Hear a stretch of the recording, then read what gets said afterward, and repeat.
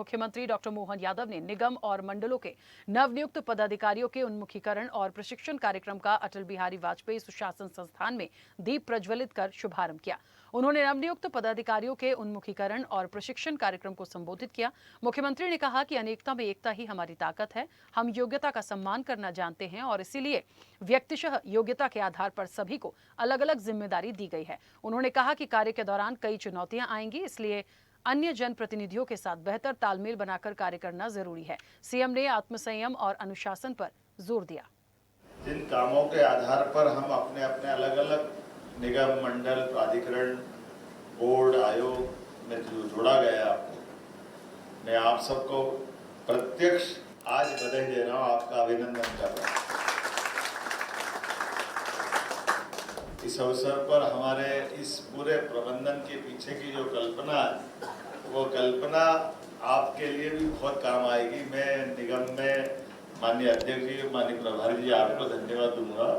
जिस दिन आर्डर आता है और आर्डर आने के बाद हम अपने अपने काम पे पहुंचा दिए जाते हैं ज्वाइन करने के लिए, लेकिन ये मेरे मन में लगता था कि कोई प्रशिक्षण तो दो कि हमको जाके करना है, कैसे क्या करना है, हमारे दायित्व के आधार पर कैसे सफलता पाएंगे। काम की एक प्रशिक्षण की पद्धति होना चाहिए।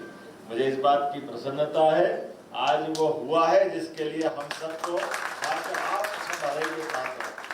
जो हमारे समय नहीं हुआ वो आपके समय हो रहा है, ये और आपके लिए आनंद की बात है। जैसे आपने कहा, ये बात सही है कि हम सब निगम मंडल के अलग अलग दायित्ववान, प्राधिकरण के कोई अध्यक्ष है, कोई उपाध्यक्ष है, कोई सदस्य है, और हमारे में से कई सारे लोग इस सरकारी व्यवस्थाओं के इस तरह के काम करने के लिए भी एक नए दौर में पहुंचे होंगे कि काम को करने के लिए सबसे पहली जो बात माननीय अध्यक्ष जी और माननीय प्रभारी जी ने कही है कि हमारा कॉन्फिडेंस डेवलप करके उस काम के बलबूते पर हमारे लिए जो एक नया अध्याय था, हम उसमें कैसे दक्ष हो।